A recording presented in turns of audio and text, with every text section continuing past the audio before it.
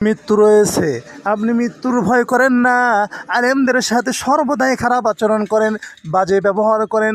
আপনার কি চিন্তা নাই এই যে দুনিয়া, সামান্য দুনিয়া, এই দুনিয়ার কোনো মহৎ পরে আপনি এত বড় নির্লজ্জ কাজগুলো করতেছেন, আলেমদের সাথে খারাপ আচরণ করতেছেন?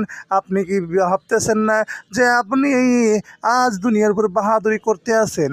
আর যদি আল্লাহ চান বিকালবেলায় আপনাকে কবরস্থানে নিয়ে যাইতে হবে এবং কবরস্থ করা হবে, সেই কবরে আপনার সাথে মানুষ থাকবে না, কোনো ভাই বিরাদার আত্মীয় স্বজন থাকবে না। ওইখানেতে আপনি কিভাবে থাকবেন? ওই চিন্তা চেতনা না করে আপনি শুধু এলোমেলো কথাবার্তা বলে যাচ্ছেন, ইসলামের ভিতরে বিদ্বেষ ঢুকে দিচ্ছেন, ইসলামের ভিতরে হিংসা ঢুকিয়ে দিচ্ছেন। আল্লাহ রাব্বুল আলামিন এই ব্যাপারে আপনাকে সংযত করার তৌফিক দান করুন এবং আপনি নিজে যেন সংযত থাকতে পারেন। আল্লাহ তাআলা তো